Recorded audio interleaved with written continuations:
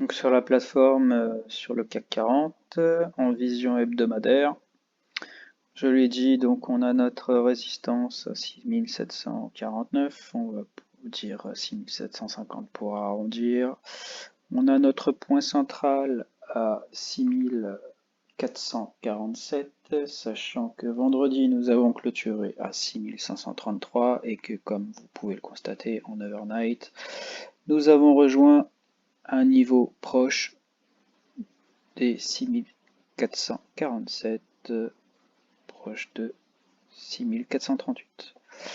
Pour la semaine prochaine, je pense que de toute façon, on va pas changer de repère. Les 6750 resteront une résistance.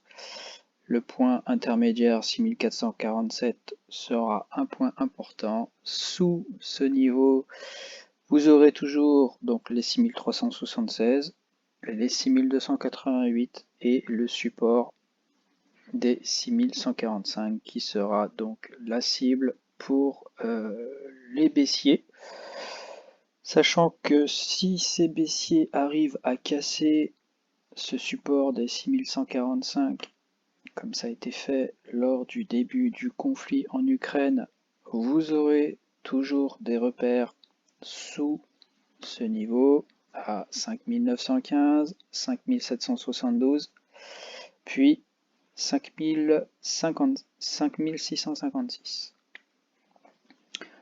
Donc la semaine prochaine, je pense qu'effectivement, au vu de l'évolution du CAC, des différentes bougies sur cette dernière semaine, on va pas forcément être ultra haussier. Je ne vois toujours pas de relais à la hausse pour pouvoir, pour l'instant, franchir les 6750. Donc on peut se faire encore une fois un cadrage 6750, 6145 en bas et au milieu les 6447. Pour le suivi de l'analyse en test du point de Fibonacci au niveau temps, nous allons aller sur Boursorama, sur le graphique, sur un an. Donc ici, encore une fois, rien n'a changé. J'ai juste rajouté cette petite oblique baissière qui me semble cohérente avec le top ici et encore un top ici. Je pense que clairement, ça sera un objectif pour les haussiers à franchir.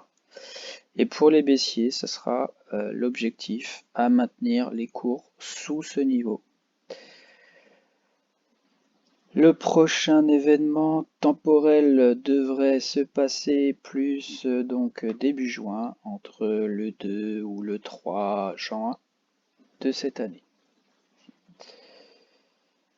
Voilà pour mon sentiment, donc plutôt, on va dire plus baissier que haussier, sans catalyseur haussier. J'ai du mal à croire que que les haussiers puissent trouver un relais encore une fois pour franchir les plus hauts. Donc on reste prudent à l'approche de cette zone. On a notre zone toujours un petit peu, ce que j'appelle une zone de neutralité ici, et une zone de support ici, qui forcément sera à surveiller de très près. Voilà pour le CAC 40.